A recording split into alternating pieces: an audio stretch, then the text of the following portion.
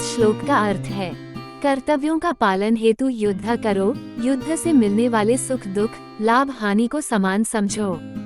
यदि तुम इस प्रकार अपने दायित्वों का निर्वहन करोगे तब तुम्हें कोई पाप नहीं लगेगा। अर्जुन को प्रेरित करने के पश्चात श्री कृष्ण अब गहन कर्मयोग का ज्ञान प्रदान करने की ओर अग्रसर होते हैं। अर्जुन को ये भय था कि यदि वो युद्ध में अपने शत्रुओं का वध करता है तो उसे पाप लगेगा। श्री कृष्ण उसके भय को दूर करते हैं। वे अर्जुन को उपदेश देते हैं कि वह फल की इच्छा किए बिना अपने कर्तव्य का निर्वहन करें। इस प्रकार की मनोदृष्टि के साथ कर्तव्य का पालन करने से उसे पाप लगने के भय से मुक्ति मिलेगी।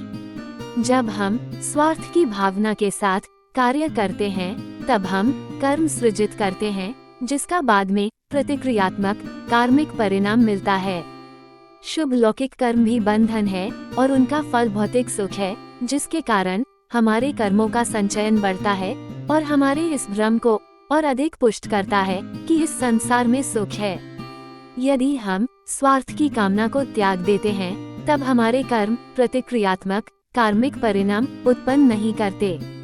इसलिए श्री कृष्ण अर्जुन को परामर्श देते हैं कि वो युद्ध के परिणामों से विरक्त होकर केवल अपने कर्तव्यों के पालन की ओर ध्यान दे। जब वह समान भावना की मनोदृष्टि से युद्ध करेगा, विजय और पराजय तथा सुख दुख को एक समान समझेगा, तब अपने शत्रुओं का वध करने पर भी उसे पाप नहीं लगेगा।